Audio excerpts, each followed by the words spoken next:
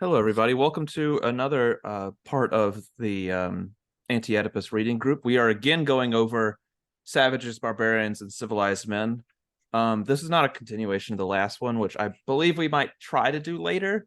But I got Dr. Vernon Sisney on here today, and a couple others, or one other, to go over and kind of discuss the first half-ish of this chapter again. So I don't know how much I talked to you about it, Vern.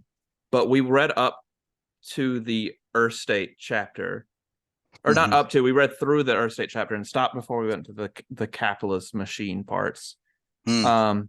So primitive territorial machine and the despotic machine aspects of this chapter. Yeah, I know you got a little bit less prep time than I think we had last time. But I can bring up like what I've really found interesting from the last group if you kind of want a base to jump off of. Sure, sure. Um, I guess one thing that really I had to do a long drive to work today because I wanted to go to the beach last night to see my extended family. So I had like an hour and a half to think about the reading group I had a few days ago. And one of the latter things we talked about, or later things we talked about, was I guess and try not to laugh because I felt it not laughing. Um, the kind of what is it? How do I explain it? Um, the anal stage as not necessarily the anal stage entirely, but that being kind of the first entrance into society to some degree, Hmm. and how I kind of expressed it in between. There is kind of a mirroring between humanity or Homo sapiens entering into this era where they can be a part of a society, however primitive that is, as well as like a child, I guess in Freudian terms, being about 1 to 3 years old, entering into society as well, because they, in some degree, they have to come to some of the same transformal stages because that child just didn't exist a few years ago. They don't know anything yet. Hmm. And during Freud's anal stage, as I understand it, that's kind of the cleanliness, dirtiness stage. A lot of what we brought up, or at least what I can remember we brought up, is kind of what takes place in the anal stage is kind of this learning of not only clean and dirty, the difference between them, but where each kind of takes place. So it's the first to be kind of territorialized into the social, or I guess deterritorialized into the social because it loses its polyvocity, I think is the correct term. Um, Correct me if I'm using any Deleuzian terms incorrectly. This is my second reading of Anti-Oedipus, so I might fail here or there. Um, but like it, not everything can be used in the same way. I guess for the shit flows as we called them, which was why we were laughing a little bit. There's like a particular room you have to go off in. It's a Hmm. privatize. It's one of the first privatizations of the social, I guess. Yeah. You can't just use it in any way. There's a specific role you're supposed to do. You're supposed to shit with your ass. Um, and you're supposed to do it in a special place, a Is special there room. any other way? I mean, I guess. Um, you're not supposed to do other things with that. Not like, Oh, okay. I yeah, got you. I got you. yeah. Don't stick a Lego up there, I guess. Um, exactly. I had a professor, emeritus, telling me not to laugh. It was kind of there was an extra layer of trying not to laugh there. Um, and I was failing really hard. But it becomes closed off in a way. It's this first privatization of the social. Yeah. Um, I guess just to repeat, specific area, specific function, I guess is the first area, the privatization of the body. Um, and then the anal is the second stage. Um, I don't have too much of a grasp on the oral stage. Like I know it's kind of like the first understanding of me and everybody else is not me. That's kind of Hmm. what's Hmm. learned there. I don't know how much you do with Freud, honestly. I Um, haven't done a whole lot with Freud, but I I mean, I was in my first few years of undergraduate, I was at the community college level, and we didn't have a philosophy major, but I was very interested in psychology because at that time, I mean, to me, psychology was Freud. You know, it's very,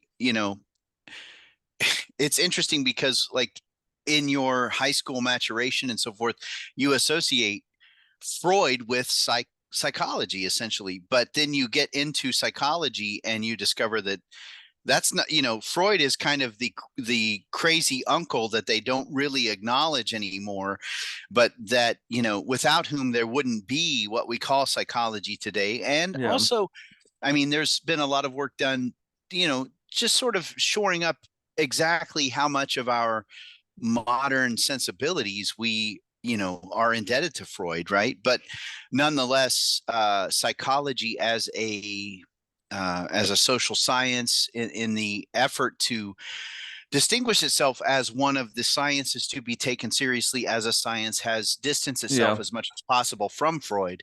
So my point in saying all of this is to say that I majored in psychology as an associate. I got an associate's degree at the community college level in psychology because I was interested in Freud and in psychoanalysis. Yeah. So the oral stage, as I understand it, I mean, the way that Freud understands libidinal energy is that it is, it's the way that we seek to satisfy our pleasure seeking impulses. And if you think about a child, the oral stage is, when you think about a baby crawling around, every single thing that they interact with goes into their mouth, every single thing. It's not just, suckling at the mother's breast. It's every toy on the floor. It's every, they grab your finger, they stick it in their mouth. Every single thing goes into their mouth. Their mouth is the Pure consumption, pretty much. so say that again. Pure consumption, pretty much. Yeah. It's exactly. Yeah, that's exactly right. That their way of relating to the world is sticking every single thing in their mouth and, sucking on it, gumming on it, etc. So that's the essence of the oral stage. I'm sorry. I feel like I'm, hijacking the conversation, but anyway. I mean, you're part of the conversation, so you can't really hijack it from the inside. It's like the second pilot trying to fly the plane.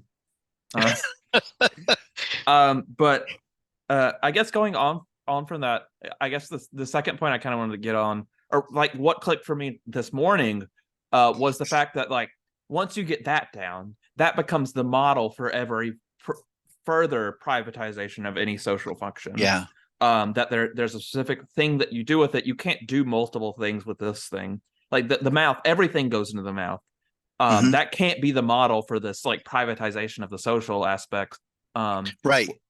But anality, which is like it demarcates as these you might be able in the real you might find 100 uses for this one thing, but socially you can only use one of them, and you have to be okay with that. So anality, or if it's like I guess put into the child correctly or in Freudian terms correctly, then it becomes the model for every future, I guess, inclusion into the social, that there's like a territory for it. I think that kind of that might help with the territorial metaphor with territoriality, or it might be part of that concept that they're trying to get out in this book. Of course, you've been reading this for years longer than I have, so you might be or might come to a different conclusion about that. But just what was the second thing I wanted to get to? You can go ahead. I'm looking for something else. There's a line in here where they say something about how the anus is the first organ to be privatized, right? That's what we're talking. That was what we were talking about. That's what really caught my ear last time. And I was like, okay, we're really getting to something here. I can't remember where exactly that is. I thought I had it in my margins, but I'm not seeing it. Is it section 3? I thought it was early in the chapter, yeah, but I'm not seeing it. So let me go back. I mean, that's a really interesting point. And there's also this thing that I've noticed this is purely anecdotal, of course, but I've noticed it with some of my siblings. I've noticed it with my own children. Um, let me see here. Sorry. The point about the anal stage is, as I understand it, is that it's the moment at which, or the moment, the stage of the psychic development of the human being at which the individual comes to understand their agency, or comes to recognize their agency, because here's this function that your parents want you to do at a particular time in a particular place. And the idea is, as I understand it, is that you have control over whether or not you relinquish this relinquish this thing from your body. And that there is a sense in which you are coming to recognize your sense of responsibility, or your sense of self-ownership, or something like this, and that you can hold it in if you want, and you don't have to respond to their demands to give up the shit or whatever. And so something I've observed in some of my siblings and so forth is that they will realize when they have to go to the when they are potty training, they will realize when they have to go to the bathroom, but instead of going to the bathroom, they will hold it as long as they possibly can, and to the point that they can't anymore, and then they'll run behind a chair and crouch down and shit in their diaper or something like that. And so that's the kind of the essence of the anality phase, has to do with this notion of holding as much as as much as you possibly can, because doing so is an exercise of your own agency, or something like this. Yeah, I don't know if I no, I agree. One thing I did mention after we were talking about it for a little bit was kind of something somebody brought up, and I believe the first couple sessions, if not the second sessions, was that they would not want anybody to hear them talking about continental philosophy that that's not part of like an in-group. Because it's just so much like analytic philosophy, like all they get to talk about like math and like the very boringest ethics possible. And we're over here talking about anality, like yeah the flows of shit. Like it's just flows of shit. Yeah. Like and we're not. It's not metaphorical either. Like it is part of this. I've always one of my projects eventually was trying to go back to these 5 stages, slightly desexualize them to some degree, and try to put them in terms of like growing autonomy with the other to some degree, like Levinosify the Freud's developmental stages. I don't know how easy it would be, because I would make some edits to the thought I had like years ago or so on it, but it is kind of this growing between you slowly develop everything's not me, there's this other person here. I can't do everything I want in front of this other person as well, or else I'm going to be rejected. I have no idea what the 4th stage is. It is just kind of a weird middle period that Freud just kind of had to deal with. And then the 5th one is like pleasure for pleasure's sake, and you learn when and when not to. You basically learned everything, or you've have all these bad habits that are going to be much harder to get rid of now. One or the other, as far as I understand it. Like once you reach like the 5th stage, like if you screwed up stage 2, like, oh well, next 80 years your room's not gonna be very clean. Yeah. So just again, I'm still looking for those passages where they talk about. I could have sworn I highlighted it. I feel like sometimes when I look at a passage, the book just knows and like makes it disappear. I don't know if you have those experiences. Yeah, absolutely. I found, here it is, right here. What page? Page 143. I was looking in the wrong chapter. The first organ. Wait, am I in chapter 3? I thought I was in chapter 1. No, section 1 of chapter 3. Yeah. That's exactly right. Thank you very much. The first organ to suffer privatization removal from the social field was the anus. Yeah. It was the anus that offered itself as a model for privatization at the same time as money came to express the flow's new state of abstraction. Hence the relative truth of psychoanalytic remarks concerning the anal nature of monetary economy. But the logical order is the following: substitution of abstract quantity for the coded flows, resulting collective disinvestment of the organs on the model of the anus, the constitution of private persons as individual centers of organs and functions derived from the abstract quantity, and on and on and on. That's all really, really fascinating stuff. Down at the next paragraph, the whole of Oedipus is anal and implies an individual overinvestment of the organ to compensate for its collective disinvestment, and on and on and on. Yeah. So yeah, the idea of a private room where one goes to do this, private act. And yet, as you've mentioned, that, there's a sense, there's the social dimension of it, in the sense that your mommy and daddy are happy when you eliminate the way that you're supposed to eliminate, right? You're performing a private function, but you're performing that private function in such a way that it is lauded by the social, right? Yeah. You're taking, in a sense, you're taking ownership of the private, and in doing so, you are, lauded by the public.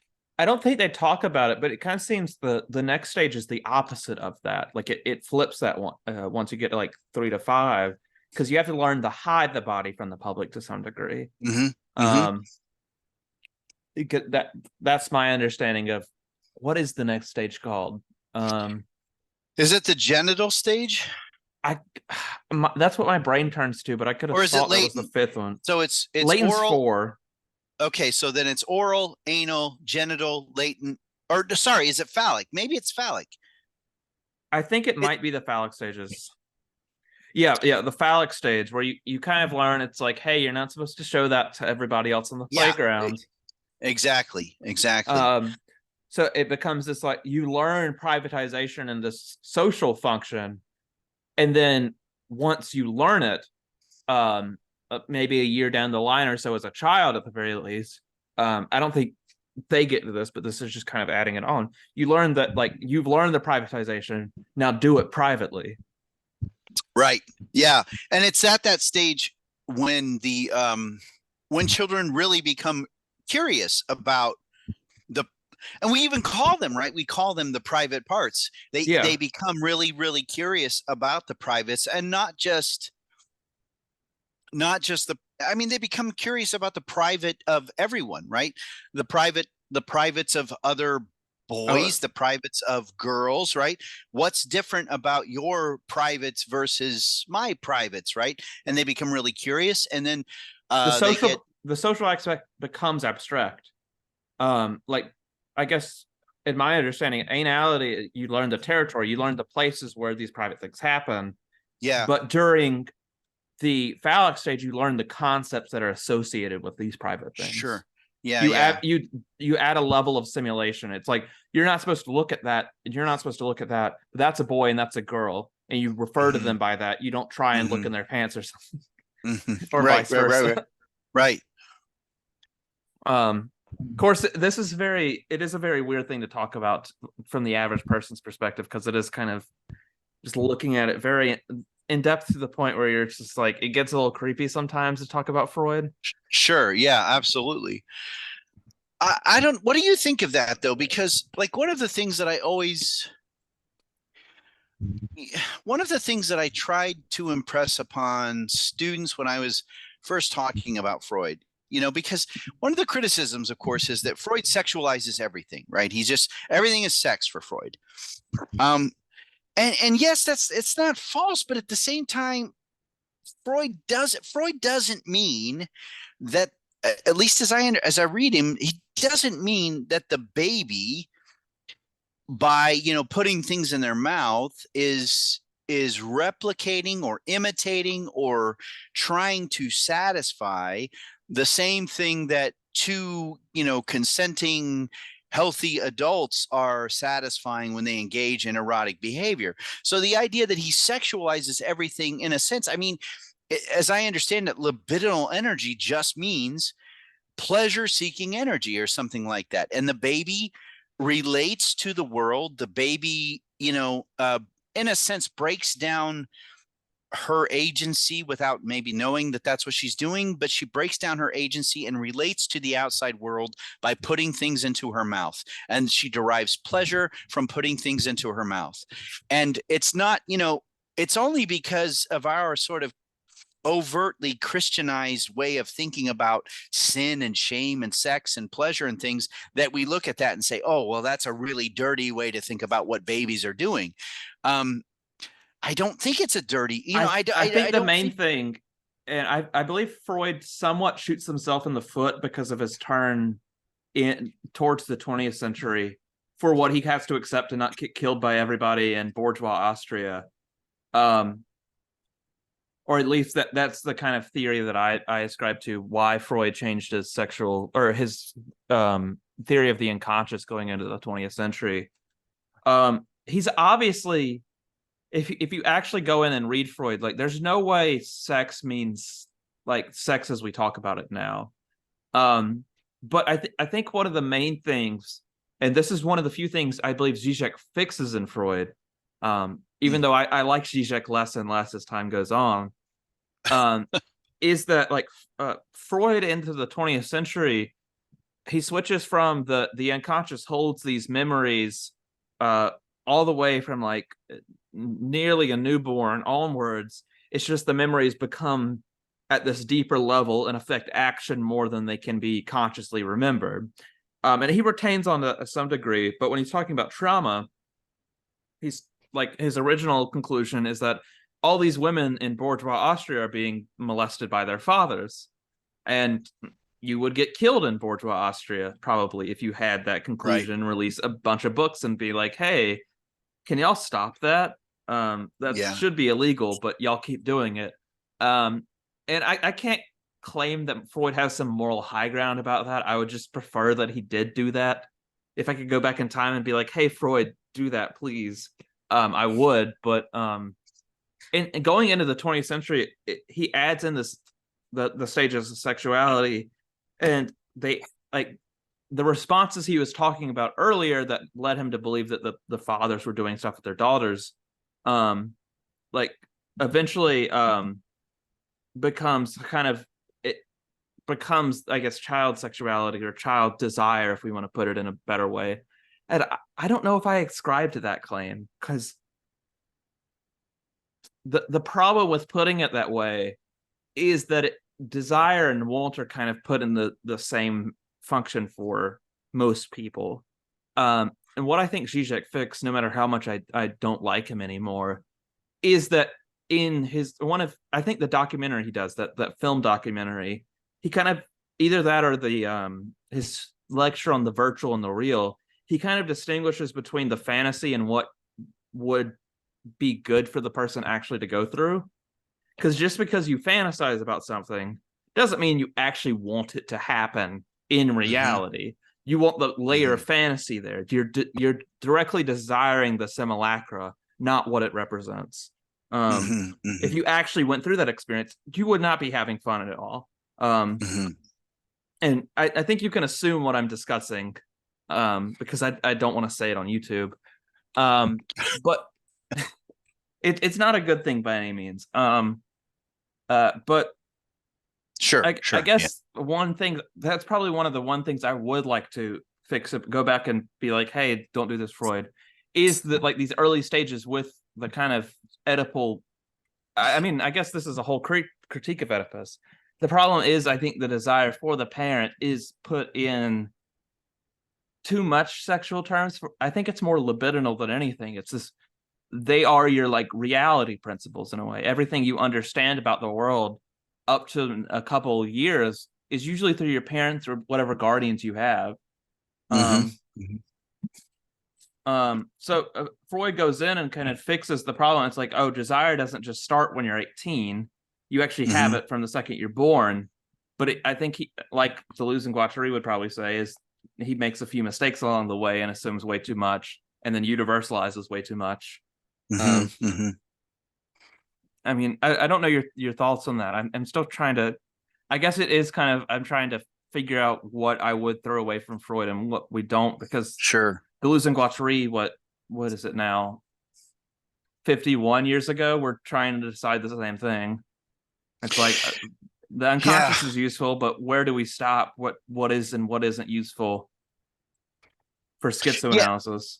Yeah. It sounds to me, I mean, it certainly sounds to me like you have a better grasp on um the timeline of Freud than I do. Um I my Go my ahead, sorry. my college town has a little bookstore run by the library, and I guess a Freudian either must have retired or died, because they had a bunch. It's like $1 paperback, $2 hardback type bookstore, and it had like 10 Freud books, and I was like, yes, please. There you go. I haven't Yeah. read most of them, but I have the timeline. I have early and late Freud pretty much down, and then Okay. I don't know. I have like interpretation of dreams to like the theories on sexuality, 1900 to Yeah. 1905 down, and then Uh, post-war Freud, I think I have as well. Outside of that, I'm a little shaky. well, it sounds. Oh, go ahead. Sorry. Sorry. No, I was just gonna say. I mean, I Sorry, know. Brenton, I muted you. I thought you weren't about to talk. Sorry. Oh, um, I know basically post-war Freud. That's or I know the distinction between post-war Freud and pre-war Freud, and the pleasure principle versus eros versus thanatos and that kind of Yeah. stuff. I mean, my orientation is primarily, but not exclusively, through Beyond the Pleasure Principle and Totem and Taboo and those kinds of texts. Yeah. So, but I would say my understanding is that and I'm not sure if this speaks to what you're describing or not, but okay. So what did Deleuze and Guattari take from Freud? What did they like about Freud? Is the idea of desire as sort of the principle, as the motivating principle. Yeah, What did they? I Yeah, like I that mean, too. yeah, in a sense, I mean, it's almost kind of so obvious to be as to be banal, but the idea that what they find sort of objectionable about Oedipus is, as you aptly pointed out, was that he universalizes it, right? That it's one thing to say that Oedipus, the Oedipal structure, the mommy daddy me structure, the privatized family home life structure is basic and fundamental and, in scare quotes, universal to this sort of Western capitalist understanding of how upbringing, education occur. But it's another thing to sort of universalize that across the board and say that this is how desire gets funneled, gets channeled, right? This is how desire gets channeled because it serves a particular societal function, right? It turns all of us into producers of some form or another. Yes. So I don't have a whole lot to say about Freud as such.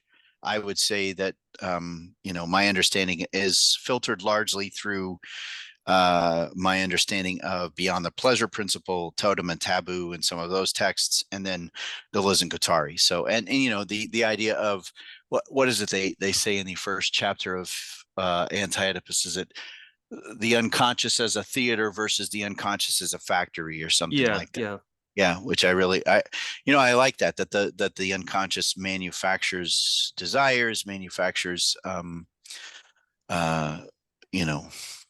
versus the unconscious as a place where fantasies are explored, are staged, are created for us to give us these sort of fetish objects that we lack, that we must therefore go out and pursue. Sorry, I feel like Brenton is wanting to say something, so I'll shut up. You're all right. No, that's fantastic. Thank you very much. I was just going to ask a question just on that section that we were on previously with the whole of Oedipus is anal. I just wanted to check my understanding here. I was a bit unsure about regarding Oedipus in various sociuses or socii. That we've got sort of, it says here, the whole of Oedipus is anal, da da da. Is it correct to sort of say that Oedipus can be understood as kind of this, I guess, part, or this thing, this part that is, kind of concerned with abjection and rejection and pushing out, pushing away, repressing, so on. But the structure around it is what develops differently in every society.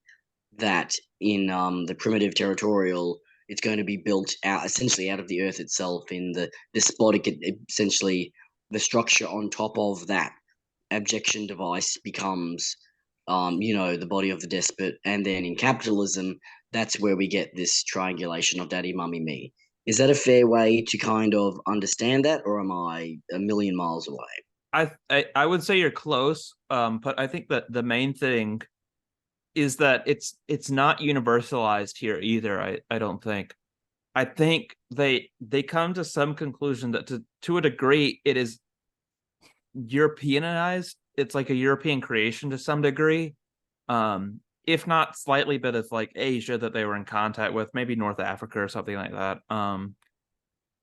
But they talk about that there's non-Oedipal societies as well. I don't think it might not be in this chapter, but if not, it's in the second chapter, where they talk about how like colonization is part of the spreading of Oedipus to some degree. But on top of that, I don't think anything you've said is necessarily wrong. But as Taylor kind of explained in the second rating group for chapter 2, it seems that what Oedipus kind of is the improper use of all three syntheses that they discuss in chapter 2. Let me try and pull the names up for those. So for connective, I don't know what the proper and improper use is. I wish Taylor was here because he's kind of he has them off the top of his head. So there's the connective, disjunctive, and conjunctive, right? Yeah, but each has a proper and improper use to it. Oh, I see. And that's where you're going with chapter 2. Yeah. Okay. Yeah. I know one's inclusive and exclusive, etc. I might be able to pull up let me see if I can search up proper use in the chapter. So look at page 68. Okay. Get that real quick. I think this is where you're talking about. For the either or exclusions, stuff like that. What is it?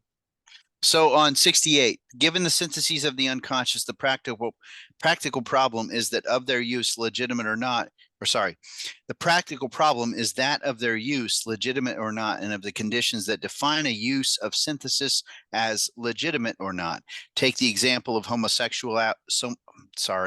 I'm really tired. My apologies. Homosexuality, though it is something more than an example, we noted how in Proust, the famous pages of Sodom and Gomorrah, Cities of the Plain, interlace two openly contradictory themes: the fundamental guilt of the accursed races and the radical innocence of flowers. But anyway, this is the legitimate, connective synthesis or not. I don't know if that's where you were talking about it or. Yeah. I mean, if I can talk about it more, or I guess or Taylor, whatever you call him, to talk about it a little bit more. Next time he's on, I'll ask him or DM him or something. But kind of the improper uses of the three syntheses, which are kind of, if you want an understanding of them generally, all three of them are very limiting. Does that make sense, Brenton? Yeah, and it almost and again, I feel like I might be taking this too far, but it feels like this almost does a job of preventing this kind of Orientalist reading. And again, I'd welcome thoughts on this, that obviously their goal here is not to do a critique of certain types of, again, quote unquote, primitive societies. But it seems like they've managed to avoid saying, oh, doing the kind of the standard, like Rousseau sort of myth, and saying, oh, everything was really, really good. And then, the West came and destroyed everything, from this perfect, traditional society. If what you're saying is we can always have these illegitimate applications of these three syntheses, then there's any socius can kind of be expressing itself in legitimate and illegitimate ways. Yeah, I think they have there's like a main legitimate and a main illegitimate. There might be like smaller ones that are somewhere on the spectrum in between. But I think what Oedipus does is like all three of them. It serves as a model. You can't go back to the legitimate uses anymore. If that makes any sense. But we would say, like, just to get back to what was, kind of a question that my reading group struggled with, we would say that there is a form of Oedipus in every socius. Maybe now. But I think the main thing that they want to do, and it's early in chapter 3. Let me see. The beginning of second paragraph of chapter 3, they say universal history is the history of contingencies and not the history of necessity. Ruptures and limits and not continuity. For great accidents were necessary and amazing encounters that could have happened elsewhere before or might never have happened in order for the flows to escape coding and escaping to nonetheless fashion a new machine bearing the determinations of the capitalist socius. So I would answer that I think Oedipus is a contingent formation, and only is spread through kind of this interaction to some degree. So Oedipus is a for not Europe, it's a post-colonial formation or a colonial formation for most of the world.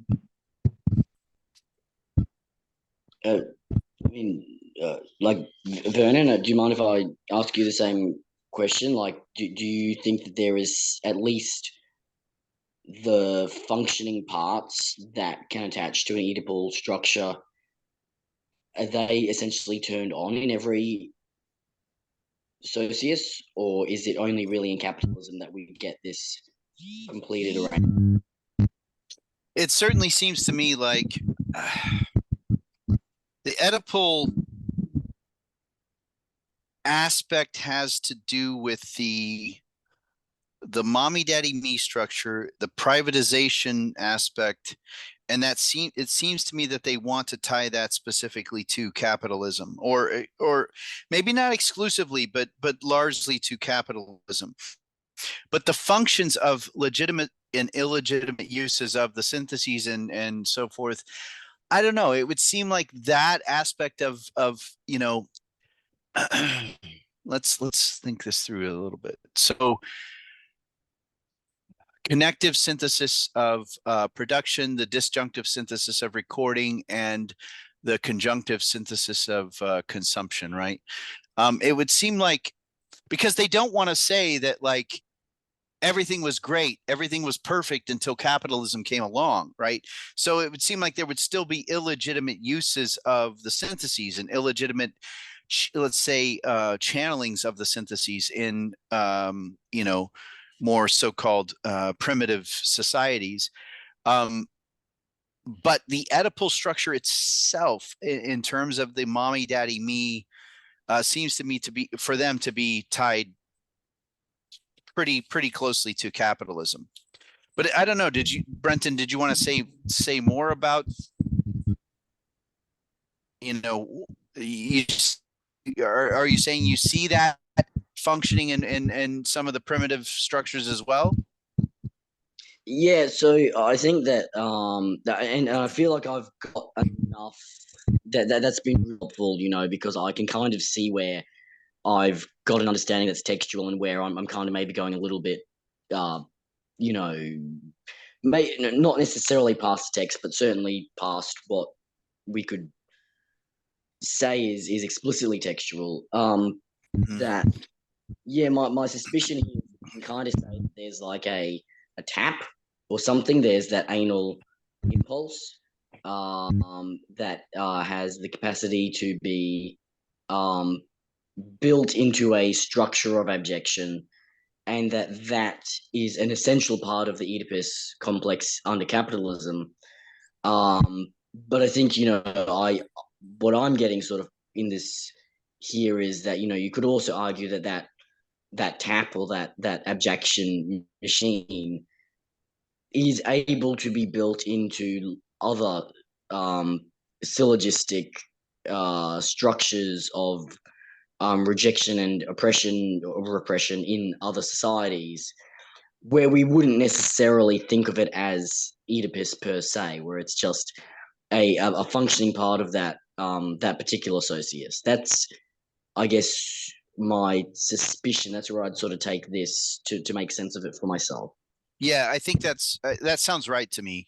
That there would be perhaps analogs or something like that that would be what they're calling illegitimate uses of the syntheses, because in a sense there would kind of have to be, right? Because there's always been forms of exploitation, even in pre-capitalist societies as well, and repressions of desires in pre-capitalist societies as well. And all of that would, it seemed to me, have to be connected to these sort of illegitimate uses of the syntheses of desire. But yeah, go ahead. If Sorry. I can kind of butt in, I do think, like, I had to think about it for a second. I think capitalism, it is kind of this necessary formation for Oedipus to some degree, if not Oedipus, something similar.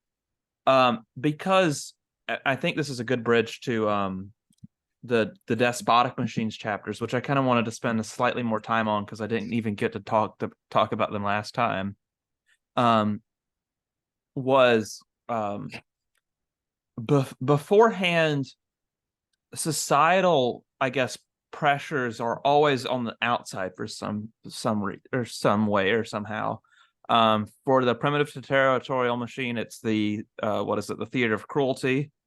For the despotic, it is the theater of violence, the constant threat of you becoming the spectacle for the despot himself. But for capital, it has to become self-managing. And that, I think that's what Oedipus is necessary for. It's not only the three syntheses, but it's the fact that the three, or the improper use of the three syntheses becomes a self-sustaining system. The individual maintains their own improper use of production, recording, and consumption.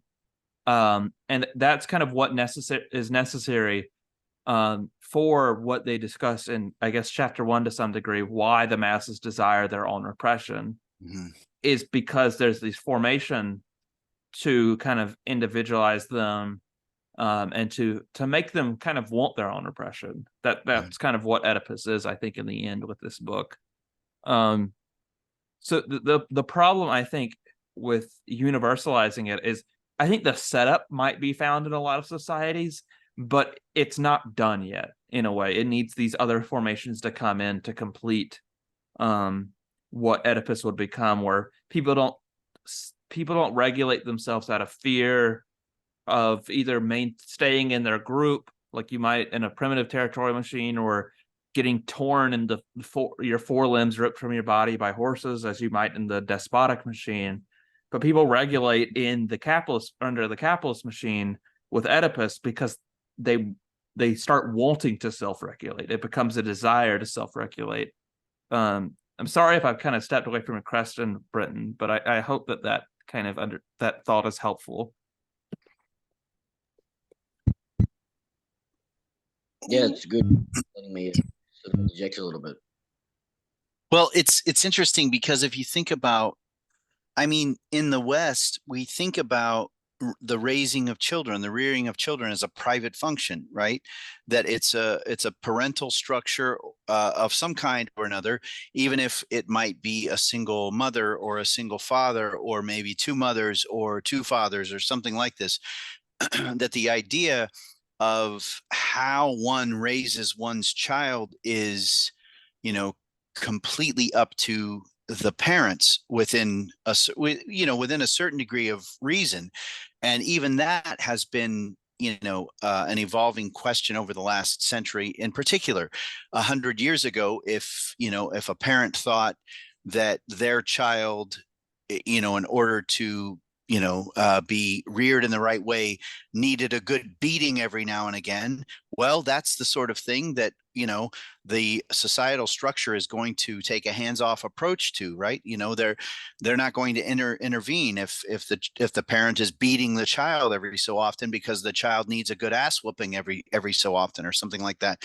So it's taken for granted that how parents raise their children, it's taken for granted in the West that how parents raise their children is completely up to them. It's not the business of anyone else. And we're seeing that playing out in these really fascistic ways in the discussion over public education at present. And, I was just, I saw someone on Twitter yesterday in Florida who's now being told, she's a school teacher, she's being told she can't have her own books. She can't have her own little books on her bookcases in her classroom because of this question, because parents are saying that, a teacher should not be allowed to bring their own books because having their books present will, somehow, indoctrinate their children. But in other societies where, let's just back up. In other societies, it's not necessarily taken for granted, and other ways of thinking about, in thinking about the socius and the relationship between the family and the socius, it's not necessarily taken for granted that the rearing of a child is the sole responsibility and right of the individual and or the marital partnership. It's considered a more of a social thing. And my point in saying all of this is to say that Oedipal structure that informs the idea of mommy, daddy, me. It's like it shapes this way that we think about the way that individual agents think about property rights, right? That they start to think about their family members as property. I'm going to raise my child the way that I see fit, and the state or whatever is not going to interfere with that. And of course, the interesting thing about that is that the ways that we think about how I am going to raise my children are themselves, a function of the society and the mythos that informs the American landscape, right? So my own thinking about how I'm going to raise my child is itself informed by my upbringing in a Protestant American working class family, right? So I'm going to continue to inculcate those same values of private ownership and pull oneself up by the bootstraps that are part of my socius, but I'm going to do it without any awareness that that's what I'm doing. And or perhaps with a limited sense of awareness of the fact that that's what I'm doing, that I'm inculcating a societal set of values about pulling oneself up by the bootstraps and working hard. And if you just dedicate yourself and get a good education and keep your nose to the grindstone, everything's going to work out, right? That whole ethos that informs the sense of the American dream, or the Western sense of enlightenment and accomplishment and so forth. That even though it's informed, or it's shaped largely by this Oedipal structure, is itself the societal ethos. I'm sorry, I'm rambling a lot, but my point was to talk about that Oedipal structure and how it helps reinforce that that capitalist especially in the last 50 years, neoliberal ethos as well. So I'm going to shut up for a second. I'll let Cameron or Brenton chime in there. Yeah, I kind of want to switch over to the despotic machine just because Sure. I find it ever so slightly more interesting, even though it is kind of interesting to talk about the primitive stages of society, or social formations. I just kind of find it. I guess the comment on Florida, is there is there something about, I don't know if this is a quote or not, but like fascism becoming like everybody becomes a little dictator. Is that a quote or no? By From this anybody? book? Not from this book, but like anywhere. I feel like that's a quote I've heard before. I don't know if that's a thing or if my mind just came up with it. But it does kind of seem that the thing with fascism, it is this formation, and somehow they get stuck between the despotic machine and the capitalist machine, because you've accepted Oedipus, you have this private property, but it becomes this obsessive need for reproduction of the self. Like the despot has to, the despot would rather have death than something escape. But it becomes, fascism has this on a level of literally every member of society develops this paranoia. And I think that's, I guess, a good way to view Florida in this way. Maybe not every parent, but the parents that care that their teacher has blood meridian on the desk or something like that. It's just the first fiction book that come to my mind. I don't know. Catch 22. Whatever. Yeah. I'm trying to think of an author, like a Kurt Vonnegut book or something. Like a parent comes in and Yeah. it's like, "You're indoctrinating my child. They might think time travel is possible." Or The Bluest Eye, or Toni Morrison books Yeah. have really come under fire a lot. I don't know why that Kurt Vonnegut book was banned. I've only read the first few chapters where he's just going through time or his life randomly. Slaughterhouse-Five, is that the one you're talking about? Yeah. Yeah. It might be the later chapters, but I'm like, the guy's just having fun. Like, you can't. He's come unstuck in time, bro. What are you gonna do? I You mean, can't disrespect a guy from becoming unstuck. It's not his fault. But yeah, it just seems that the paranoia that they're talking about in the first couple chapters. Sorry, Brett, I'm gonna mute you because of the back. Oh no, you already did it. Like the paranoia that the despot feels that they talk about here in 6 and 7, to some degree, becomes this individualized matter. I don't know if you feel the same. The child is not only private property, but it's not like it was private property in the same way that the 80s thought about it. Like, I guess your parents would have. Or you might have a different experience from me, actually. You might not be the best example from the little I know about your history. But like my dad or so, like his age, which I think he's only like 10 or so years older than you. But like they just kind of let him run free. Like, sure, that's like my grandparents are like, yeah, sure, he's is my spawn, but as long as he doesn't get arrested, or like get killed or kill somebody, like I don't really care what he does as long as it doesn't hurt someone else and doesn't hurt himself. Doesn't get in trouble, right? Doesn't get in Yeah. trouble and doesn't get hurt. Yeah. But at this point, like with the rise of helicopter parents in like the 90s and 2000s, and then it seems like it becomes increasingly paranoid every single year. Yeah. To some degree, like like the child is not only this person I brought into this world, but they will become me in a way. They can't escape me. There seems to be this infinite debt between the parent and the child that the child will never be able to repay, but the only way to respect that debt is to become part of the self of the parent to some degree. I don't know, to put it in, I guess, Freudian terms of some way. There's the parent never learned that their child has autonomy. And I think that might be a good way to put the despotic or small discussion of a despotic machine, because I don't want to keep you here forever. No, well, do you have a paragraph or something in the despotic chapter that you in section 6 that you want to talk about? Let me look in section that can 6. orient me a little bit. So one thing, it's really interesting because, yeah, in a sense, you're exactly right that parents a generation or so ago, like I remember my brothers and I when I was young, and I am pretty old.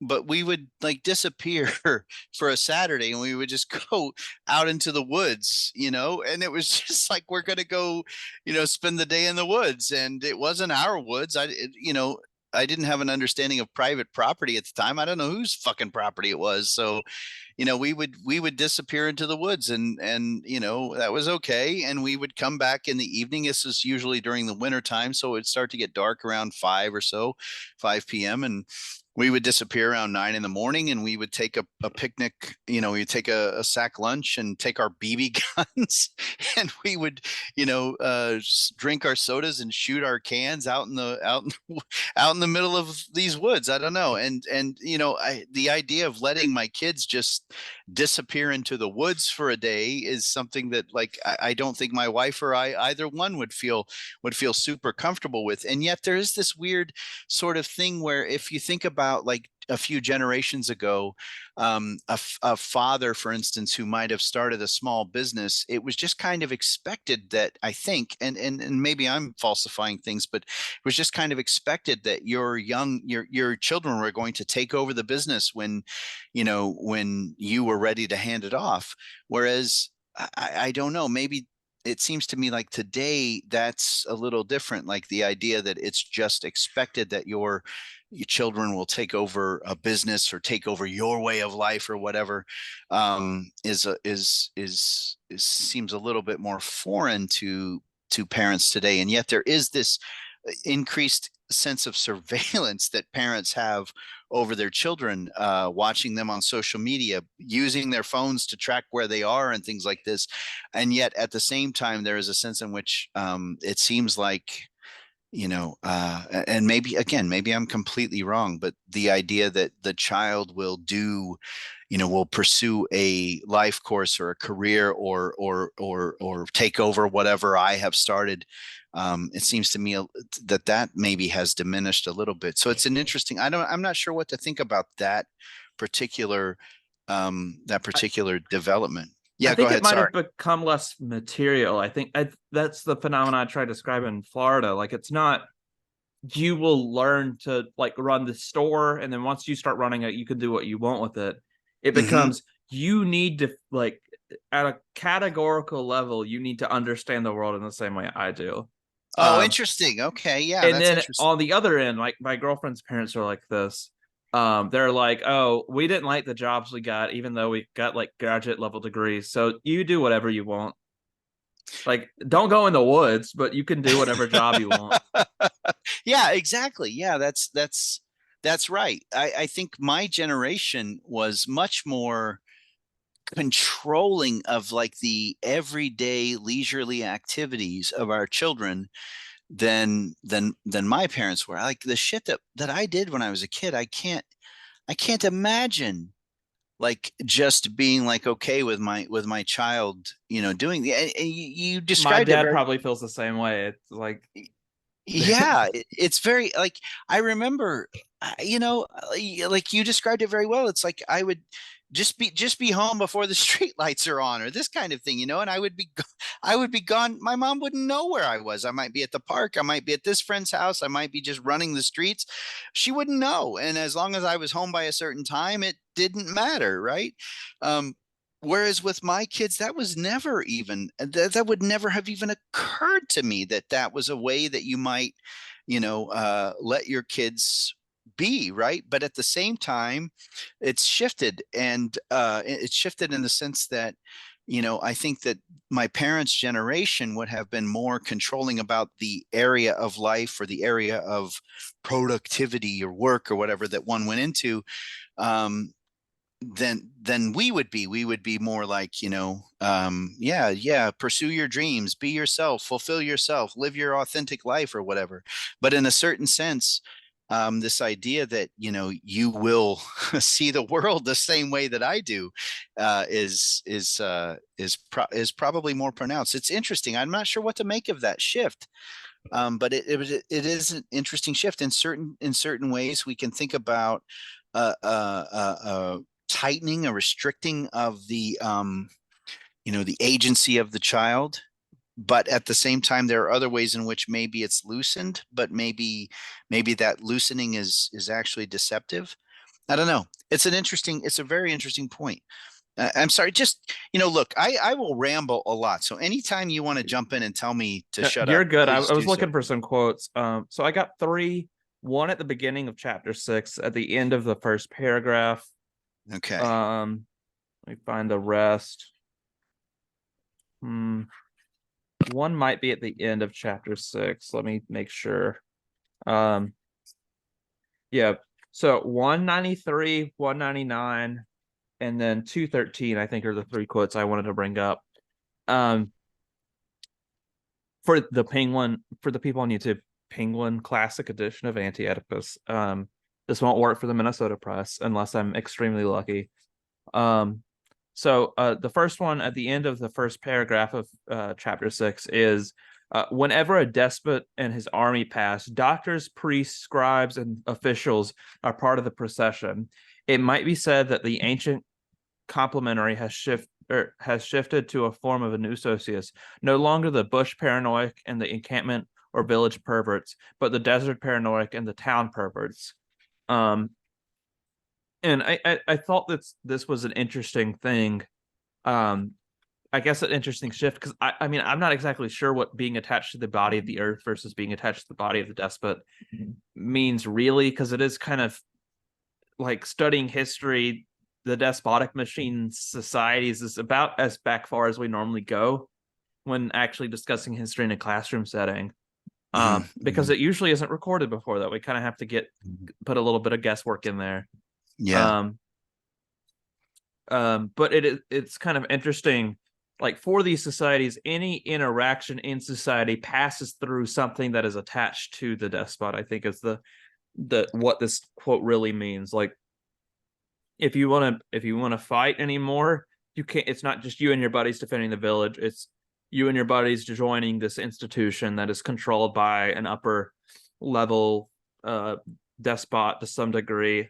The doctors are trained in doctors, priests, and scribes and officials are all trained in universities run by the government to some degree, or are already part of the families that are connected to the government, mattering on what societies you're in. So, like, any part of the professional world, whether it's the ability to know how to write or the ability to fight for your homeland, it is connected through the possibility, or not the possibility, through the despot himself or herself upon occasion, I guess is the best way to put it. Yeah.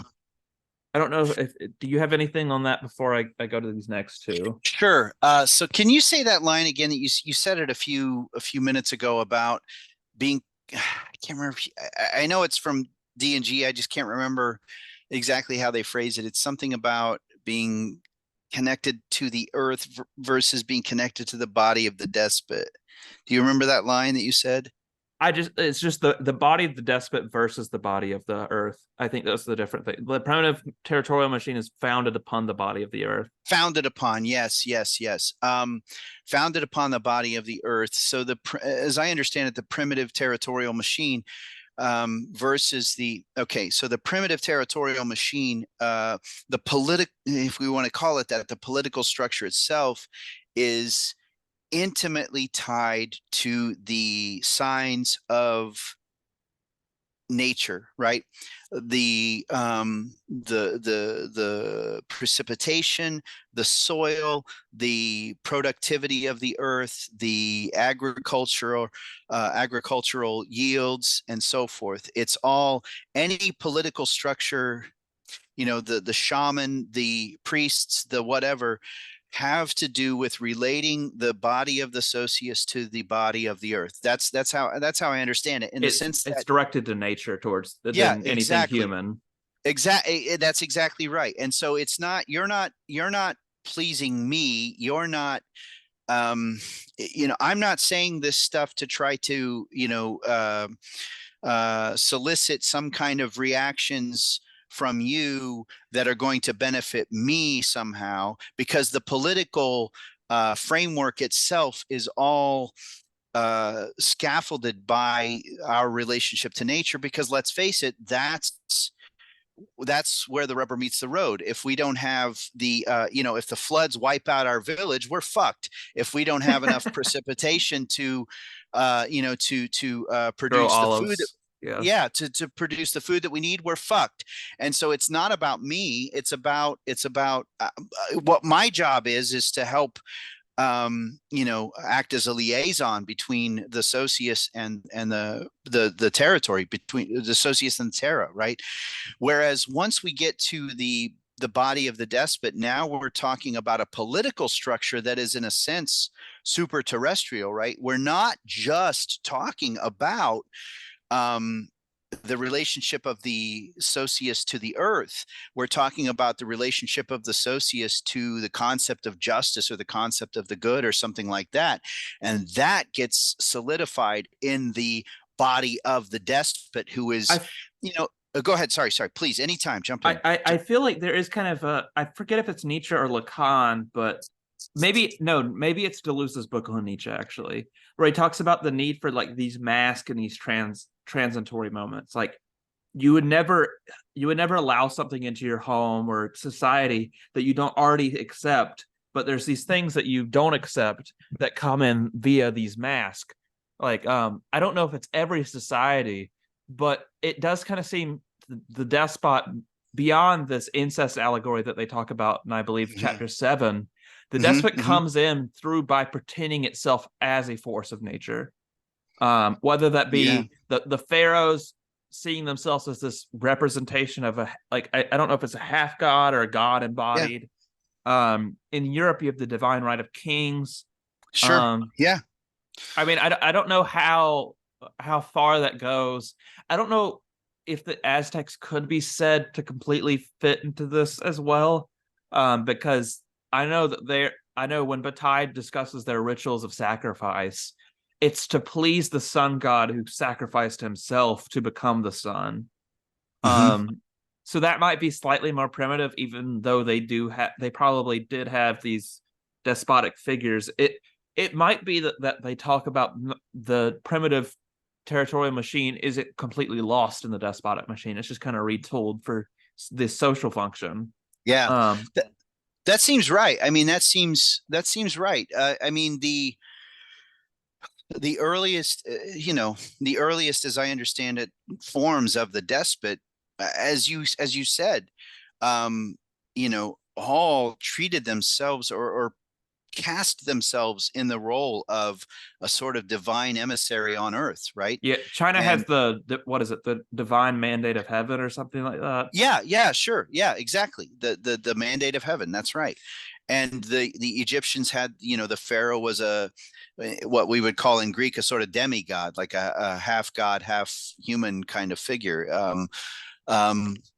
Yeah, so in a sense, I mean, that's kind of, even in Hebrew mythology, you have the notion of the Messiah, and the Messiah, Mashiach. The Hebrew word Mashiach just means the anointed one, and it means the one chosen by God. And in the pre-Christian, moments, the pre-Christian history of ancient Judaism, I mean, that was a political figure. And the idea of David as a Mashiach or a Messiah figure was, that David was a great king of Israel who sort of consolidated Israel's military power and sort of began the era of economic stability in Israel, right? And so Zygmunt Bauman talks about the strongman in this book, Strangers at Our Door, I think is what it's called. But he talks about the notion of the strongman, and that what the strongman does is convinces the people that they can calm the vicissitudes of nature, that they can help stabilize all of the forces of nature in a certain sense, that they can make things okay in the face of the precarity of the natural world. So yeah, I think that's exactly right, that in a certain sense, it's not that the primitive goes away, it's that it gets instead of the shaman who sort of says, I'm the liaison, right? I'm not the embodiment of the forces of nature. I am the liaison. I'm the one who helps you interpret and understand the forces of nature so that we can predict how best to behave. The despot says, no, it's me. I'm the divinely appointed, divinely mandated, father figure of the whole of, you know, the socius or something like that. So yeah, I think that's right. Yeah, for the remaining quotes, I kind of wanted to get to. Sure. Oh, So we don't spend too much time. If Britton, you want to say something, you can go ahead. Yeah, I just wanted to really quickly say, like, Romeo and Juliet has a really good example of the example you brought up, first of all, fighting. In those early fights when the prince sort of chews everyone out, he basically says, look, these old people have had to get all their weapons under their bed to deal with your bullshit, as opposed to like fighting off an army, coming onto the city state. And even when Tybalt sets up his challenge, that challenge is set within the confines of this really strictly codified set of conditions under which a challenge can be made. So I think that's a good example of, yeah, even fighting, even violence is completely codified under this despotic set of rules. yeah, that's exactly right. I mean, if you've been seeing these stories about the and Cameron, please, if I'm sucking up your time, just tell me. But the what's going I'm on at more the concerned about borders? your time. So Oh, I'm okay. I'm having fun. So, but at the borders, you know, these border agents are being instructed in Texas to push women and children back into the river, right? And this is, you know, being exercised by at the behest of a governor who is in the service of a political party who claims that we are, you know, we are saving the children. We're saving the children from the blood drinking, you know, satanic Democrats, right? And yet they're pushing children back into the river. Why? Because that kind of violence is okay, right?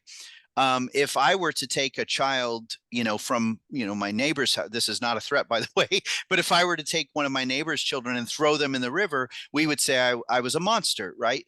But we have border agents who that's what they're doing. That's what they're doing because they're being told by the governor of Texas that that's what they're supposed to do. And if you raise that issue, it's, well, they're coming into the country illegally. They're not being, you know, they're not going through the proper channels. Well, but we set up what was illegal and what's legal. exactly.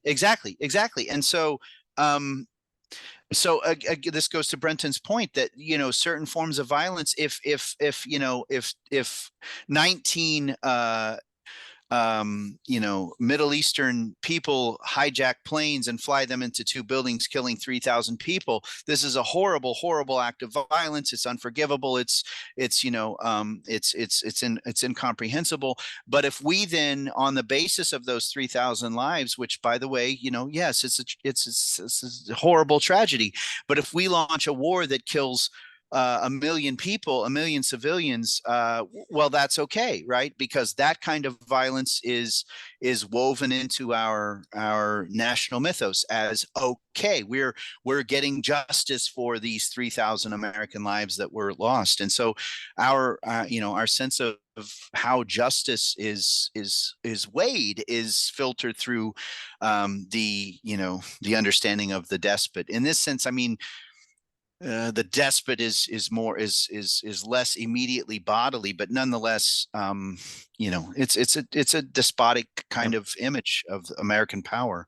If I may add, I guess why I have a critique of justice in my ethics, it does seem to kind of be in this understanding, justice becomes merely violence against the real. It becomes protecting the understanding of the world we already have. And Sure. that's kind of what I want to throw up. Justice is, I feel like we justify too much. We should be able to, I don't know where to put it. And I know this will probably piss a lot of people off, but a lot of people are using primordial sin wrong. And I think it could be a much better concept than we allow it to, because they don't feel their own guilt for anything. They a lot of Christians, just especially evangelicals, do not feel the true guilt of what I guess a world without justice would be. And that's what a world with sin should be, or a world with the sin of the understanding that they have. Even if I throw that out, that's just as a world without justice as much as the understanding I have, which is much more atheistic. Like, you should feel guilt about these things. You shouldn't just try to swear off all that you can and just isolate yourself in the world that you already understand. You should be willing to stand up and look in the eyes of the world that you keep creating by your own ignorance. And I think that's a big problem with justice before move back into this thing. It's like, No, I think that's a great point. justice Absolutely. justifies too much. We should stop thinking that we should stop trying to treat ourselves as the good guys and start trying to look at ourselves through everybody's perspective. Like, just like try and think of the like terror in a way of the child having to drown in the river. What is it? I forget the river's name, the Rio Grande.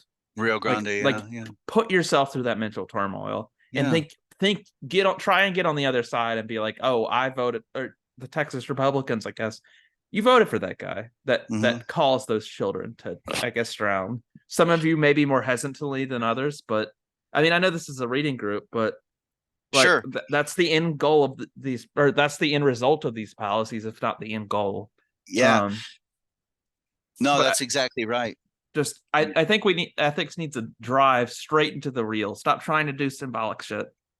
Or not symbolic in the virtue signal way, but like symbolic in the Lacanian way. Just kind of like look into the horror of the reality that we as humans have created and try to stop the horror, I guess is the best way I can put it. But that was just kind of my thought as my senior thesis project. But sorry for getting off topic. No, it's not off topic at all. It's exactly correct. And in a sense, there's this, and I'm sorry if I'm perpetuating the tangent, but in Brothers Karamazov, there's, the whole notion of sin as Alyosha, as oh God, I'm forgetting the brothers his name. are supposed to be Kierkegaard's story, right? I think so. Yeah. I mean, I think they're pretty damn close. Yeah. But Alyosha's understanding of sin is that, the message of Christ is taking the sin of the world upon the self. And that's not just one of the mistakes I think evangelicals make is the idea that, well, Christ did all that, so it's done and I don't have to do anything. And it's like, well, no, as a Christian, you're supposed to embody the very example that Christ set, which is to take responsibility for the sin of the world, right? To take ownership of it and to, this is the famous MLK quote, as, injustice anywhere is a threat to justice everywhere, and understanding that as long as there is suffering in the world, your work is not done. And so the idea that, well, I can tuck in my kids and live my middle class bougie life and say, well, I've done my part. No, you haven't, because there's still suffering in the world. There are still children in camps at the borders. There are still children being pushed into the river at the borders, right? And so no, your work is not done. You have not taken on the sin of your brothers and sisters until you acknowledge that suffering anywhere in the world is not something that we can't ever reach the point where we just say, well, okay, there's some suffering in the world, yeah, sure, but it's not mine. It's not as bad as everyone makes it out to be. All right, I'm sorry, I'll shut up. Next line, 199, is that right? Yeah, I'm gonna read these in conjunction. 199, the middle of the last paragraph of chapter 6, for those that have other editions. 2, 3, 4. And for 213, it's like in the middle of the 4th to last paragraph of chapter 7 for those that are in other editions. But on 199, I'm going to read these two quotes in conjunction. Overcoding is the operation that constitutes the essence of the state, and that measures both its continuity and its breaks with the previous formations. The dread of flows of desire that would resist coding, but also the establishment of a new inscription that overcodes and that makes desire into the property of the sovereign, even though he be the death instinct himself. And then 213, the short one sentence.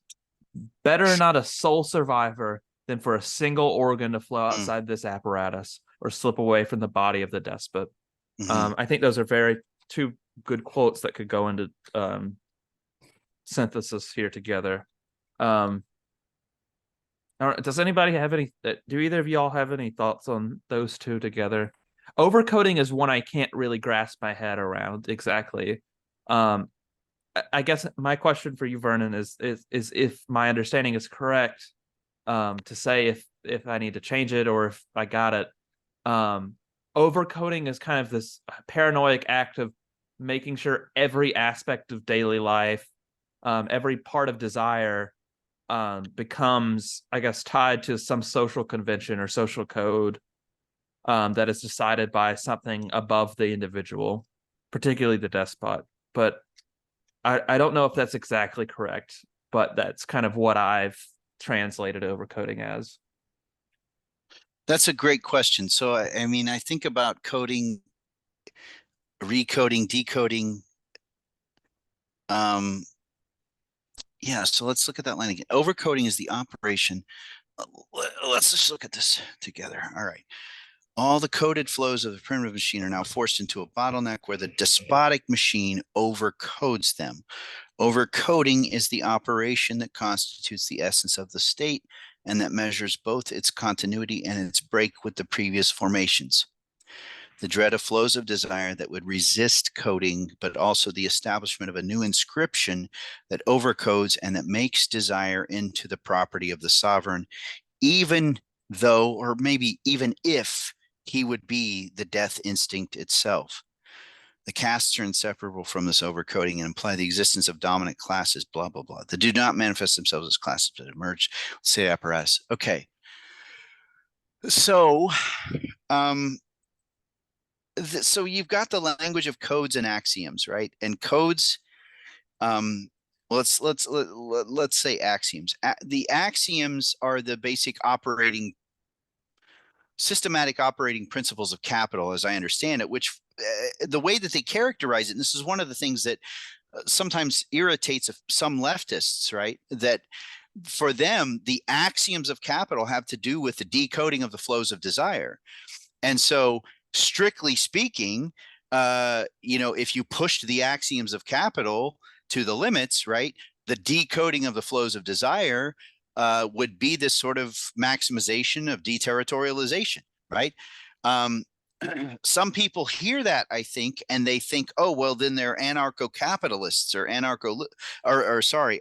libertarians or something, and that's not at all what they are, because of course what this book is really about is the fact that most of our desires are already coded, right? They're already sort of programmed by the system that we've been raised in. And so, as I understand it, overcoding, okay, the codes have to do with the ways in which the socius channels the flows of desire. It's okay to desire this. It's not okay to desire that.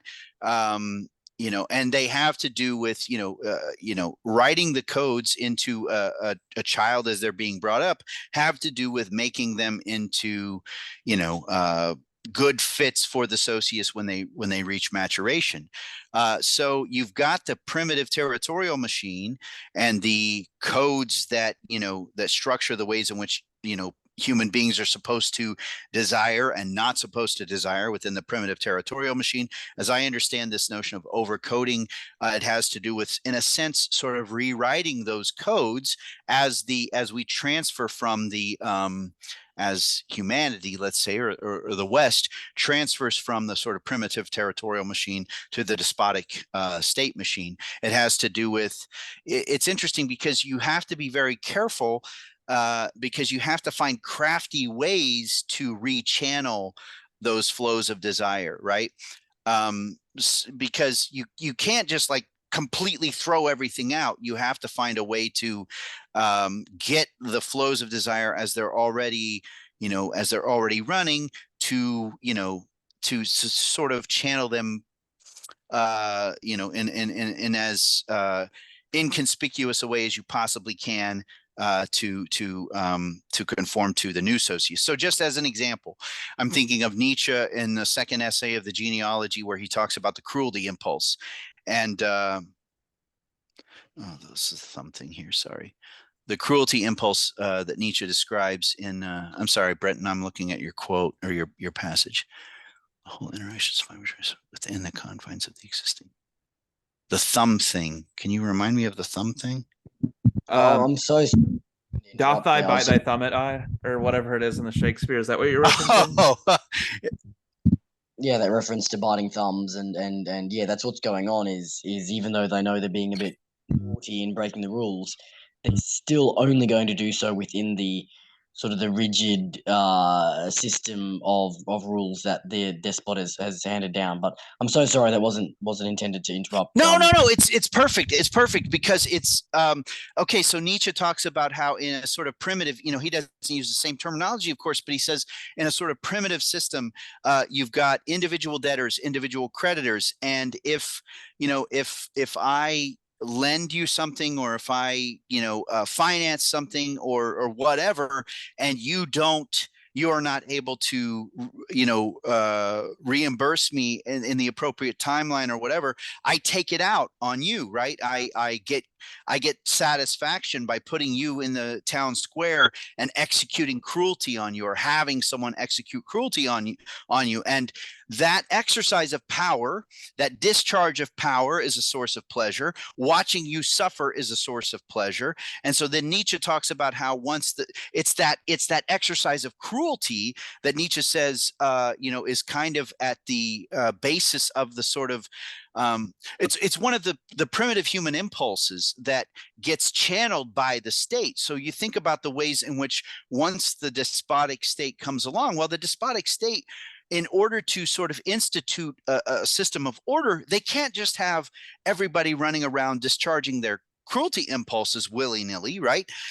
Because then if I can do that, then, suddenly we've got disorder in the state, and what the state needs is order. It needs everyone minding their fucking P's and Q's. So what does the state do? The state takes over the cruelty impulse. The state says, okay, when something is done against you, it's not done against you primarily, it's done against the social order, right? If I go and I commit an act of violence against, Brad, right?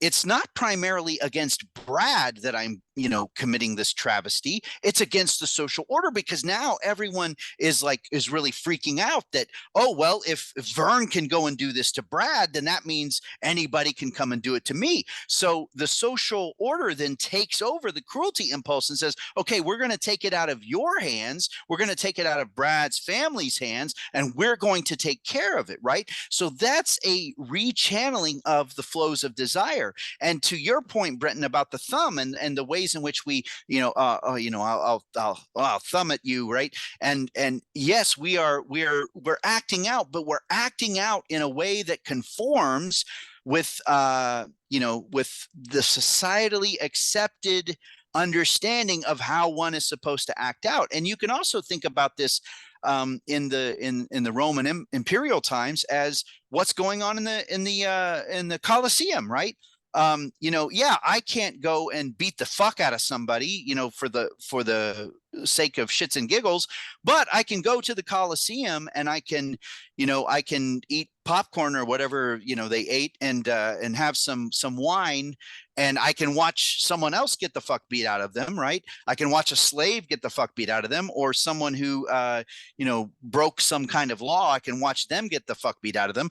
And that's a societally accepted way in which these cruelty impulses, watching some guy get beaten, bloody or attacked by a tiger or something like that, that's a way that I can discharge that cruelty impulse. And so that's, as I understand it, Cameron, that's what overcoding means. It means taking those codes and rewriting them in such a way that you're enabling, you're facilitating as best you possibly can, the conformity of individuals to the productive flows of the socius.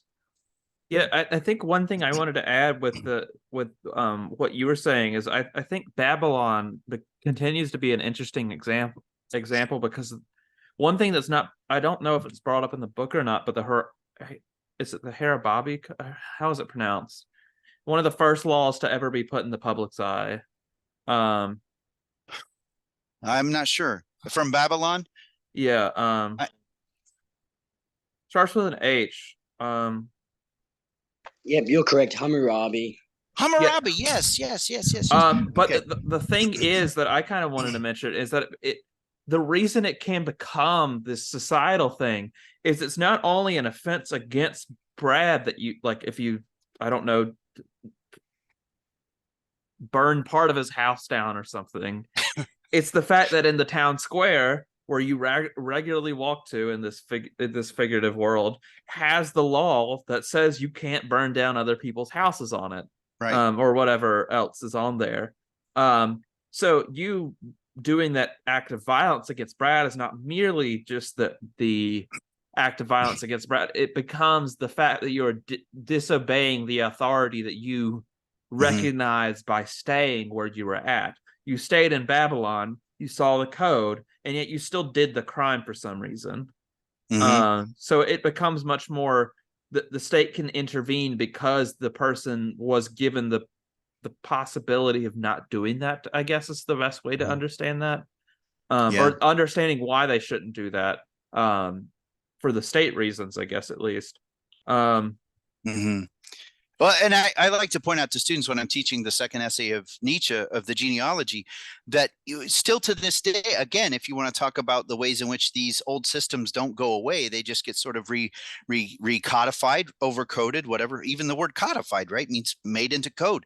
But when let's say I go rob Al's liquor store and I serve 6 years in prison, when I get out they don't say, oh, Vern's okay, he's paid his debt to Al's liquor store. No, they say he's paid his debt to society. It's society that you fucked over the most by robbing, even though it was Al who was pissing his pants because I'm holding him up with a gun or whatever and cleaning out his register and taking the $234. It's Al who's pissing his pants, but it's not my debt to Al, it's my debt to the social order that's been primarily incurred. Yeah. All right. Sorry. Go ahead, Cameron. I feel like I think the last thing I wanted to bring up, and y'all can bring up anything else if you want to. I can't find if it's in chapter 7 or 8, but the law turning against the despot. I think it might be the Erstat, but I can't find the quote or the paragraph because I might not have highlighted it. But I kind of wanted to bring up France as like this topic because like I got to go there. We talked about it before we started. And while I was there, I was taking class on the history of like architecture and stuff, which it's kind of really hard to talk about the architecture of France without talking about the despotic machine in France because they're so interconnected with the reign of kings, and the Catholic Church, having such an interconnected history with how Paris was built and how the architectural styles throughout history developed. But kind of once you get to the Baroque era, or Baroque era, I think it's the correct way to pronounce it. Like with Louis the 14th and Louis the 16th is such it's such a small transitional stage, but there's such a huge difference of interaction between the citizens and the king. Because with like the buildings built during Louis the 14th, you really feel that like going through Versailles and walking through it. If either of you have ever gotten the chance to do that, I don't know. Like you have to put it in perspective of the time, because like now a hall of mirrors isn't that impressive. Like my family has like 5 in this household. But I forget who I was trying to put it in perspective of that went to Paris. I think it was after me, and I was like, well, you have to understand, mirrors could only be made by like 2 families in Europe back then. So to have a hall of them would be like hoarding all of your gold and then putting it in the peasant waiting room. That's basically what the Hall of Mirrors is. Like there's like Louis the 14th is kind of building on the idea that he is the son of God, or the son of the sun god at the very least, if not the sun god, with the connection to Apollo, throughout Versailles. But like he represents kind of to some degree or another, like the divine right of kings, exemplified at a point where it's recent enough to where we know all the information about it, but also it's within 100 years of his entire country rejecting the idea that kings are divinely chosen. So by the time you get to Louis the 16th, which nobody in that family is innocent if you actually learn the history of it. All of them suck. Mary Antoinette, Louis XVI, all of them are, neither of them should have been royalty or ruled a state at all.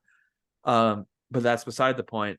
But the law ends up working against the despot is kind of what Deleuze and Guattari bring up. And I wish I had a paragraph. I just, trust me, it's in there. I don't know if that's a legitimate claim I can make, but like I know it's in there. Like the despot originally makes up the law, but in this need to universalize it, the signs can still work against them, I think, is the problem of it. Because the despot has to make law not only for himself and his citizens, but for his futures, like whoever takes over the throne afterwards. And I guess over time, the law, as you enter into the liberal era, as Foucault talks about in the his, what is it, the Birth of Biopolitics lectures. You don't have to be a Foucauldian to. Will's the resident Foucauldian. Yeah. I haven't talked to him via talking, but he would know this. But at the beginning, that first lecture is on the how liberalism, or it's an introduction, and he's talking about liberalism being this regulatory body. It's the turn back to regulation in a way. Law has to take over during this period of philosophy. And once you have enough despots to where the law to some degree becomes autonomous, even though it was originally made by the despots, or former ones, it can be used against the despot. What, maybe not in France so much, because they did take such like an atheistic turn to the point where they literally just, it's like, hey, to make sure that French people just don't kill literally everybody else around them, we have to kill these like monarchs. Like I that's probably a different situation than what happened in like America per se. Where, I mean, tar and feathering isn't quite much better than literally killing a person. It sounds a lot more fun than it seems when you actually think about it, to have hot tar poured onto you, and then made into look like a chicken or something. I don't know what the point of that was. But to end this long rant, I just kind of wanted to bring up how the law, I guess the ascension of the law into the subjective code brings us to capitalism. I kind of want to end on the either ascent or descent, however you want to look at it, the transition in the capitalism from the despotic machine. So maybe it's 222 that you're looking at. The action of decoded flows is not enough, however, to cause the new break to traverse and transform the socius, not enough, that is, to induce the birth of capitalism. Decoded flows strike the despotic state with latency. They submerge the tyrant, but they also cause him to return in unexpected forms. They democratize him, oligarchize him, segmentalize him, monarchize him, and always internalize and spiritualize him. While on the horizon there is the latent Erstat, for the loss of which there is no consolation. Is that kind of where you're looking? Yeah, I think it is through the Erstat chapter. They kind of discuss this. Recode as best it can by means of regular or exceptional operations, the product of the decoded flows. Yeah, but it decoded in some degree. The law becomes the final arbitration. With the growth of these legal fields in the what would it be, 16th, or not 16th, I guess 16th through 18th century would probably be the best time span to give. As states really come into being, much more so than they ever were in European history, at least after Rome. But go ahead. No. I'm completely thinking out loud, and I'm really sleepy, so I'm sorry if this is incoherent. But if you think about like the United States, right, and the way that we talk about the Constitution and George Washington or Thomas Jefferson or Benjamin Franklin, for instance, we talk about these people almost as though they're demigods themselves, right? That's a big word, but you know, for instance, when we talk in the United States about the Second Amendment, and we talk about gun rights, right?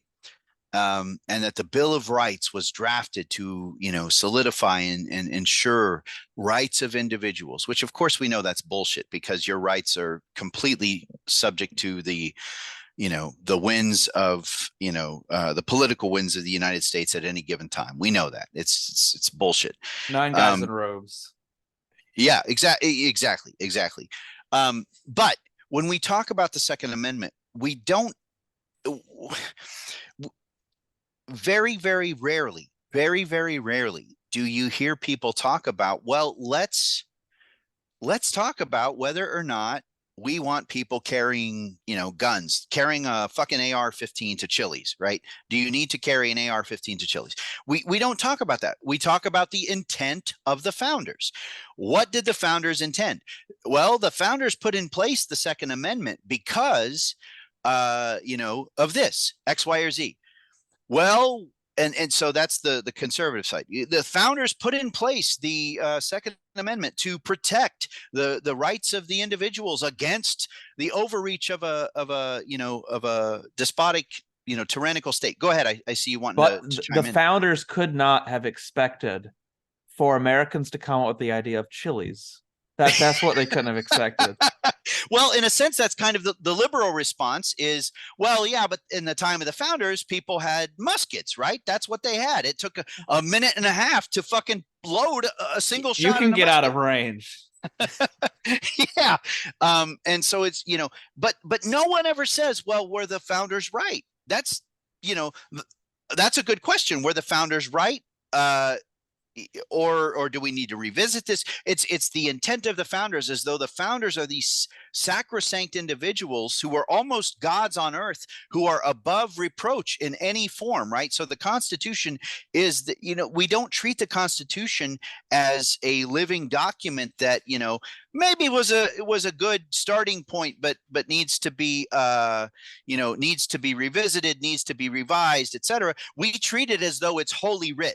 And it was holy writ delivered by a certain set of prophets who were put on the earth by God himself to establish the shining city on the hill that is the United States, right? And so in the form of the Constitution, in the image of the United States Constitution, you can almost see, in a certain sense, the transference, or the maybe that's too technical of a term from psychoanalysis, but the transformation, the metamorphosis from a sort of despotic form into a sort of legalistic form that governs capitalistic society, but embodied within these individuals like George Washington and Benjamin Franklin and Thomas Jefferson and so forth, whom we deem as the divinely appointed emissaries on earth, who delivered, lo and behold, thankfully, to all of humanity, the image of what freedom looks like for all the world, or should look like for all the world. So it's really interesting, because now that we've got the Constitution, now that it's been written, now it's like, okay, well, that's our guide, right? And if we're going to talk about justice, if we're going to talk about gun rights, if we're going to talk about privacy, if we're going to talk about, individuality versus the social order, we go back to this. This is our holy writ, right? So it's become this legalistic framework that, in a certain sense, transcends any individuals, right? But at the same time, it was written by human individuals. So it's a really interesting kind of transitory stage from a sort of the notion of the despot, George Washington as the founder and the father of the country, to we are a country structured by laws. Sorry, I've rambled a lot. No, I think there's a lot there, because I think a couple things I wanted to bring up is that, like, once you learn enough about constitutional law, which I've been granted by my second major being government, is that, like, the 13th or 15th Amendments are not treated in the same way, and why they're not treated in the same way, right?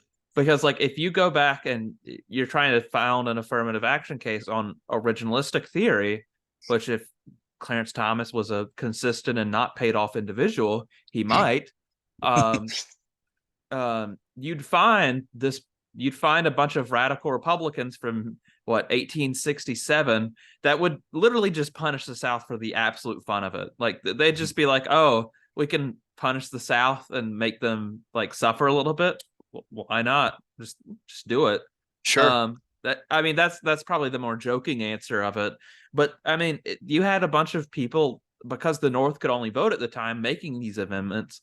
If you go back to originalistic theory, for those particular congressmen, and that particular electorate, you would find a bunch of people who literally would want affirmative action for cases like that. That's why you find these programs early into Reconstruction that are the Civil Rights Amendment of, I don't know, one of the early 1870s ones, that was eventually turned down by a Supreme Court case later in the 1870s, basically had the same rights that I believe the 1964 one had. Like, it took another 90 something years to get those rights back, and to have a Supreme Court that was like, hey, actually this is constitutional. I don't know what those guys were on, probably racism. But on the other end of it's this kind of, I don't know how much this adds to it, but I think George Washington is, even though he is kind of incompetent as a figure himself, like he was, without his people around him, without his cabinet, he would not have made it through 8 years. Our country would not have made it through that first 8 years, I guess is the best way to put it. I mean, Hamilton was building this sprawling government. It's arguable Hamilton created American capitalism, but that's a separate day. But he had these people around him that were actually making the government, but his figurehead, I guess, his like the glory behind him makes the president's seat during the presidencies of John Adams, at least, which was a little less popular, it becomes the prolonged legitimacy of George Washington as a former president. That's an excellent point. Yeah. So if you had these revolutions founded on law rather than just pure violence, which it's kind of hard for me to think of some that weren't big transitory ones, or think of revolutions that weren't these big transitory ones, but were actually founded on, hey, king, you're not doing the law, we're gonna remove you from office. That doesn't really happen that much. You have to really piss off a group of citizens to the point where they probably don't respect the law anymore anyway, to truly have a revolution. But I guess leading up to Louis the 16th, there was probably a few where it's like, hey, you shouldn't be going to Prussia and getting an army to form against your citizens. I don't know how much there is to say to that. But like the law's power or the despot's power, after a while, stops maybe being from God, but being from this legacy position. Like George Washington had this natural ability that the people of his time swooned over, but over time, his existence in that position gave legitimacy to it, and the legitimacy stays over a period of time. John Marshall for the Supreme Court, being there from the late, or from when John Adams appointed him to, what did he die? He died under Andrew Jackson, I want to say. That must have been a very happy day for Jackson. But there's these people that give legitimacy to these positions in the American government that you learn of, and somehow, I mean, people name their children after them as well. As Justice John Marshall Harlan, the lone dissenter in Plessy v. Ferguson, is. I'm trying to remember if there's any for Congress. Thaddeus Stevens, maybe? It's possible. There's a lot leading up to the Civil War that were really interesting congressmen. Hamilton is kind of the looking back for like any cabinet position. You got to be this OCD weirdo that really enjoys being in that cabinet position. But it's kind of hard to think of others, and I don't want to spend too much time on it because I do want to end soon. But like under capitalism or under this transition towards the law, I guess that the transition from the primitive machine to the despotic machine is the nature legitimizes the despot, and once the despot to the capitalist machine, the authority in the transition towards law, the legacy of the position becomes the legitimization in itself. Same with the Supreme Court nowadays, where most people or a lot of people would be like, hey, why do we have to have this anymore? And everybody's like, well, the institution's been here. Yeah, and we're that's like, right. well, why do we have to have it? And they're like, Yeah. well, the institution's been here. And it's Yeah. like, well, that's not an answer. You gave me the same answer. Yeah. Same for the Electoral College, right? I mean, we can look at the history as to why the Electoral College is there in the first place and what role it served and how it helped, ensure that Southern states had, in a certain sense, or slave-owning states had an outsized, role in the selection of the presidency. But that's not necessarily, like Nietzsche and Foucault describe, the origins of it are not the origins of an institution or the origins of a practice are not necessarily what we tell ourselves the origins of the practice are. And so, we can talk about the origins of this thing, but you're right. People just fall back on the institution. Well, that's the way it's always been. So if these radicals want to do away with the Electoral College, well, oh goodness me, oh my, we can't take them seriously because the institution has worked for this long, and why should we change it, revolutionize it just because a bunch of leftists are pissed off that the person they didn't want in office was elected or something like that.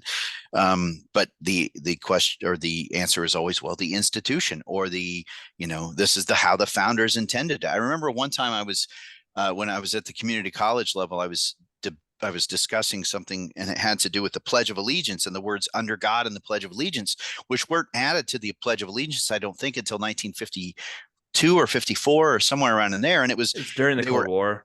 Yeah, it was during the Cold War. It was at the height of the Red Scare, and it was added specifically to encourage Americans to not fall to the lure of communism, because communism was atheistic officially. And so but you would interact with people and they would say, well, that's the Pledge of Allegiance, that's how the founders intended it. It's like, the founders didn't write the fucking Pledge of Allegiance. It wasn't even part of our national practices until the late 19th century. But the falling back on the notion of tradition, falling back on the notion of institution, falling back on the notion of practices is just an easy way to sort of get out of exactly what you said, which is answer the fucking question. What is it, a good one or not? Should we have it or not? Yeah, and it's interesting how these figures like George Washington, Benjamin Franklin, Thomas Jefferson take on this larger than life persona. I mean, when you look at the paintings of George Washington, he's like this towering, almost semi angelic kind of figure, right? And talking about taking down statues or taking down monuments or just simply pointing out the atrocious behaviors that some of these human beings engaged in is gets you blacklisted in certain circles, right? Because you're treating them as the flawed and imperfect human beings that they were, rather than the sort of demigod figures that we've created them in our imaginary, right? In our imagination. Yeah. So. Yeah, I kind of want to finish up here. I mean, to some degree, we have finished the section of reading. But any final thoughts between you two? I'd like to let Brenton speak. I feel like I've monopolized a lot of the oxygen here. I have as well. I've got almost nothing to say about this section to add. I guess the one thing that I'd, not really a summary thought, but just something that I dropped in for like 2 minutes last time, and I always had the impression that they're half winking at the camera when they talk about doing universal history and so on. That it's kind of like it's universal history, but it's in a sense that would be considered now post-structural. That they're like, okay, these are kind of the general things that we want to put out there, but we're kind of trying to tell universal history in a way that is explicitly predicated on this understanding of history as contingent, not necessary. And so that's sort of the one thought that I'll put out there is that it's it's interesting that, like, how can we talk about history while recognizing history as kind of like this process of accidents, and kind of like generally trying to find the broad coordinates that we seem to see repeated throughout human history. If that makes any sense. I think I'll probably leave that there. That's a good, yeah, that's an interesting point. And it's look, I don't know enough about historiography to know the extent to which I'm right on this. So it's very possible that I'm talking completely out of my ass, but I'm thinking about the way that we think about history. So, there's always been history in a sense, but the way that we think about history as having an arc and having a sort of a sort of theoretical development, right? That there's this, and then this idea sort of takes effect, and that you can trace a history. um I want to say that that's only a couple hundred years old. I could be wrong about that, but like I almost think of it, I almost think of it as kind of rooted in Hegel's understanding of history. That, Hegel in his lectures on the philosophy of history thinks about history as having a sort of divine unfolding, right? That is progressive, that is, according with the understanding of the dialectic and so forth. And then when you look at some of the figures after Hegel, like Marx, like Feuerbach, like even Nietzsche, right? I mean, Nietzsche is reading the history of the West, in particular, is the history of nihilism.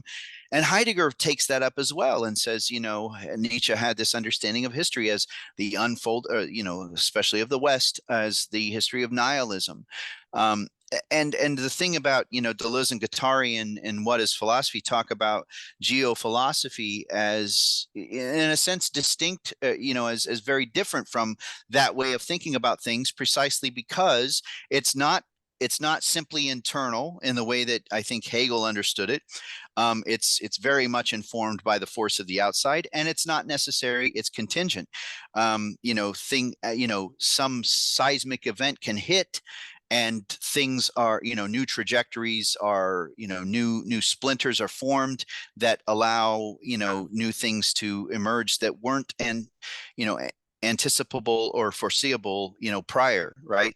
And so it's interesting that you bring that up, Brenton, because it seems to me that when is the archaeology of knowledge, Foucault, is that 69? Do you know, Cameron?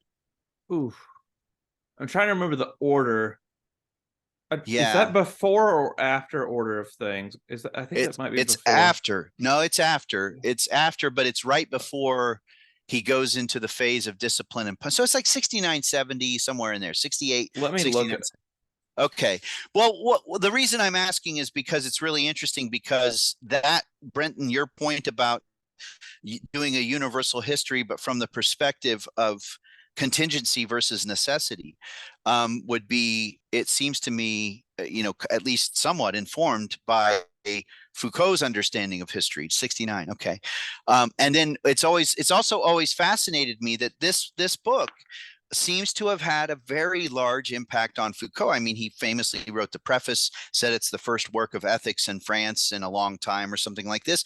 But the understanding of power that is outlined here seems to me to really shape the way that Foucault starts to think about power, going into the era of research that leads up to Discipline and Punish and the History of Sexuality, Volume 1, 75 and 76.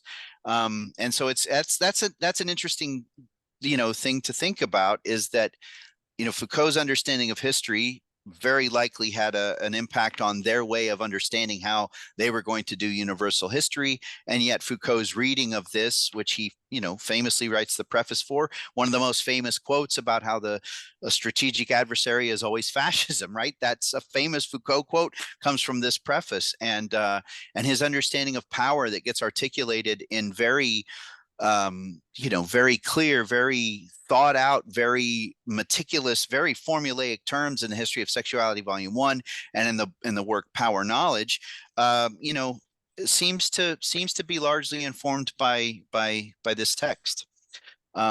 Yeah, so that's an interesting thought. Yeah, I don't know what else to add on top of that, because I'll have to kind of read that going forward in Foucault, because I did get the chance to read History of Sexuality after reading Anti-Oedipus for the first time, which may or may not have helped. Because I was going into that and like people talked about Foucault being not that easy, and I'm like, what's there not to get? This doesn't seem that hard. I don't know if you've ever had that response as a continental thinker, or a continental reader at least. Which response? That this isn't as hard as... I had the same to gender trouble. I was reading the first 30 pages and I'm like, Uh-huh. this isn't that hard. Y'all just need to read more. I think I did.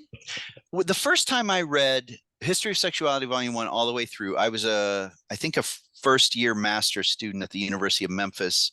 And I did it for yeah, that's right. I did it for a paper. We had read, I think, a little section of it or something. And I read it and I really took my time with it. And I was just absolutely blown away. I didn't find it, this isn't meant to be arrogant, but I didn't find it extremely difficult to grasp. I thought it was pretty comprehensible.